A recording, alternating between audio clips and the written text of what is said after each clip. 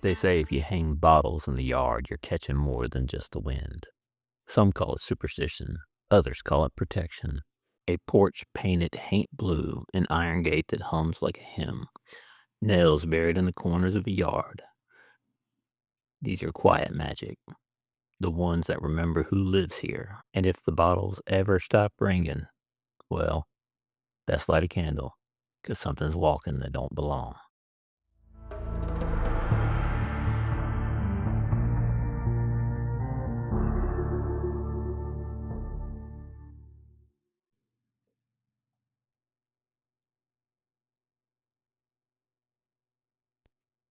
Come on in and gather around the hearth. There's always room for kinfolk here. I'm Nathaniel, and this is Geek Pizza, a slice of life for geeks, gamers, and storytellers. Tonight's slice is yard magic. Those symbols and signs you see in old houses that mean more than they let on. Blue paint, bottle trees, iron gates, iron nails in the corner. They're all whispers from the past, still keeping watch long after we've all stopped believing in them.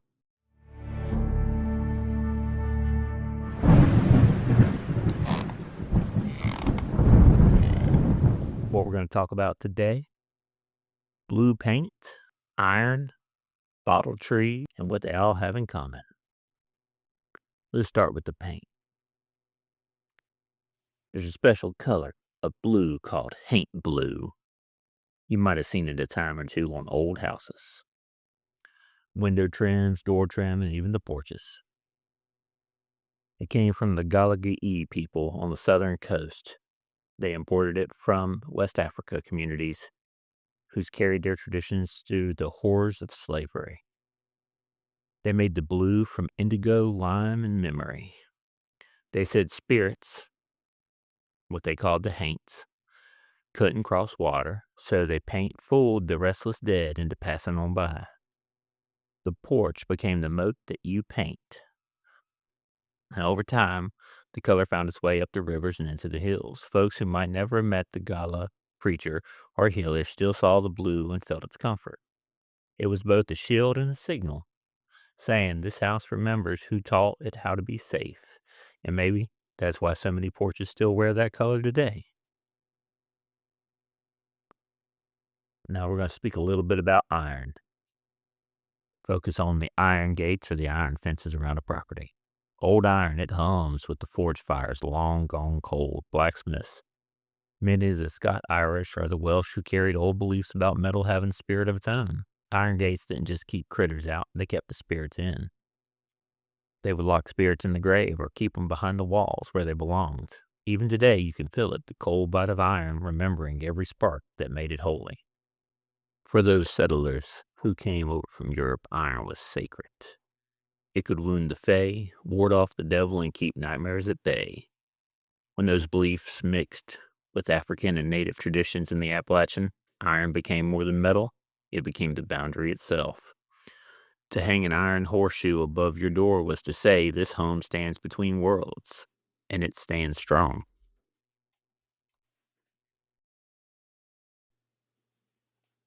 From the Congo region of Central Africa came the practice of hanging glass to trap spirits. Enslaved Africans carried it with them, shaping bottles into wards and songs into prayers. When the tradition met the hills of the American South, it changed its form, but not its purpose. Appalachian families began to hang bottles on creek myrtles, cedar trees, letting the morning light wash the night clean. For the people who made them, the bottles weren't superstition, they were salvation. Each bottle was a promise that grief had a place to go and that the dead could find peace without haunting the living. Over time, the meaning softened into memory, each bottle a shimmer of love, loss, and remembrance catching the dawn. 4 iron nails, one in each corner, to nail down the house, if you will. That bed of magic came from a blend of African hoodoo, European folkcraft, and local mountain. Hoodoo root workers buried iron spikes to fix luck and keep spirits still. The Scot-Irish drove nails to bind a home's blessing, and the Cherokee believed iron made a place that could hold back all harm.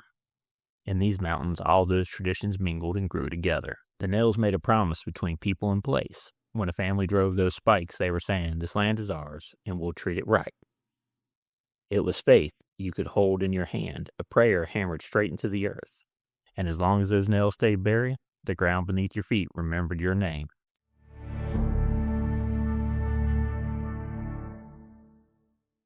Now we're going to talk about the monster of the week for your favorite role-playing game. I'm going to call this one the Blue Gated Hound.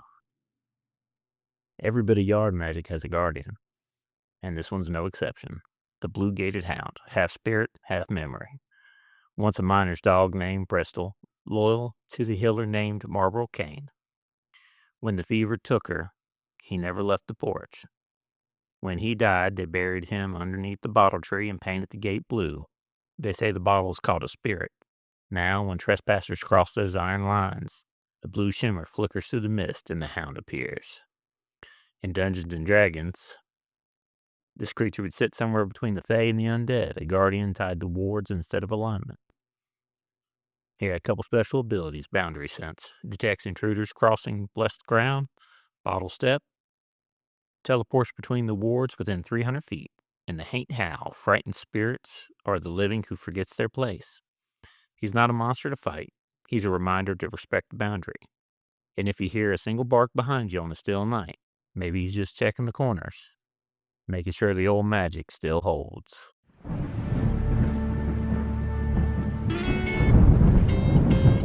Time for letters from home. This is the part of the show where I want to invite you to share your stories.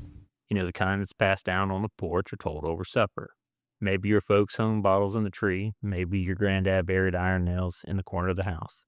Maybe there's a saying in your family that's never been written down. Send it in. Tell me what your people call match. You can share your stories, memories, and a bit of folklore by writing to geekpizza.podcast@gmail.com. Once again, that's geekpizza.podcast@gmail.com. Or message in the Facebook page. Who knows, your story might find its way into future episodes, sitting right here by the hearth with the rest of our kinfolk. Now, many of y'all may not have ever heard of this fruit. It's new to me. It was brought up to me by one of my listeners. It's called the Osage orange. Now, if you're ever walking down an old fence line, come late fall, and you spot a big green ball lying in the leaves about the size of a softball. It almost looks like a wrinkled brain. You found yourself an Osage orange. Now, don't let the name fool you. It ain't no orange, and it sure don't taste like one. Folks call it the hedge apple, the horse apple, or the bras d'arc, and that's French for wood of the bow. The fruit is heavy, rough, and slick with a milky sap, and when you break it open inside, it's pale and stringy with little white seeds tucked away. You can toss one, but if it splits, that sap will stick to your hands like glue and smell like sharp green, and almost as citrusy, but not very sweet. The trees themselves grow low and wide, twisted and thorny, with shiny green leaves that turn yellow before fall. Old-timers plant them close to make a living fence. They're tough enough to turn a bull and sharp enough to keep the hogs from rooting through. Come the end of autumn, those strange green fruits drop and roll into ditches. Not much eats them anymore. Deer might nose them, squirrels might nibble the seeds, but mostly they just lie there, bright as lanterns on the old brown earth. Scientists say they were meant for giant beasts, long gone, mastodons, giant sloths, maybe some other creatures we just don't know, but they are big enough to swallow them whole. So if you see one glowing under the bare branches, that lonesome green orb in the leaves, you're looking at a ghost fruit, or a reminder from another age, when the trees even fed monsters. Now, I found two tales that kind of go with the Osage orange, and I'm going to retell them to you right here. They say when the last leaves have drifted from all but the pines and the creek sings only for the moon, the hedge apple lies heavy on the ground. The giant green sphere of the old Osage orange tree shimmers in the firelight, and in the hush, something stirs. Not a deer, not a raccoon, but something older, something hungry for the fruit when nothing else remains. It rolls the ball aside, cracks the shell, and the sticky juice drips into the clay. And by dawn, the ball's gone, the ground is bare, and the wind carries the whisper. we came for what was left. And so every autumn, look out for those bare spots in the ground. Maybe something's come by. Now the next story, it's called The Bowwood Guardian. Long ago, the Osage Nation called the tree the Brahdak, the wood of the bow. They said that the tree carries the memory of the hunters and the hunted. Along the hedge lines where the Osage orange thorns intertwined, folk believe it stood sentinel. And when the pale fruit dropped in the trees and the first frost touched the valley, some whispered that the hedge balls were the eyes of the forest staring back. That on nights when only the embers glowed and the trees rattled, and the wind, as though shifting the branches to watch, they leave one fruit in the windowsill just to ward off the wild things and to witness what walked after dark. Now, the native tribes, they valued these trees. The hardwood was very good for bows and clubs and tools because it was extremely strong and springy and durable. Now, the tree was planted as a living fence long before barbed wire. It's dense and thorny, and the branches made for ideal hedges that were horse high and bull strong, hog tight. The fruit, well, it's inedible, at least to humans, and rarely used by wildlife to spread the seeds. Today, the tree mostly persists due to human planting. Now, the fruit, it's large, it's about 3 to 4 inches, and it looks like a brain. Surface is eerie to look at, lying scattered beneath the autumn trees. Though called the hedge apple or the horse apple, it's not truly an apple or an orange. It belongs to the mulberry family. Folklore in the parts of the Midwest and beyond claim the fruit repels spiders and insects, though modern science finds little proof.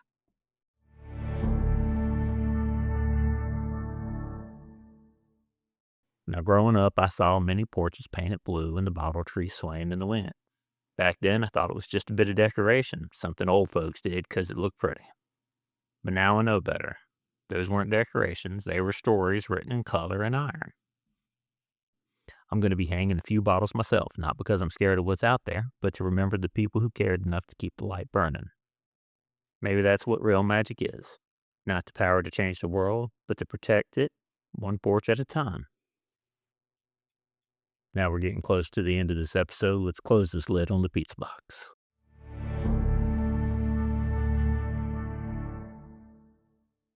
The porch lights are dim, the bottles are still, and the yard's gone quiet. But don't wander too far. Next time we'll be stepping off the porch and down a darker road for our Halloween special.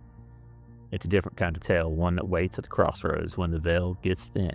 After that, we'll be drifting downriver for haunted waters, and the songs the dead still hum between the surface. Until then, thanks for swinging by. We'll keep the hearth warm till you come back around. Keep the dice rolling, your pizza warm, and your stories alive.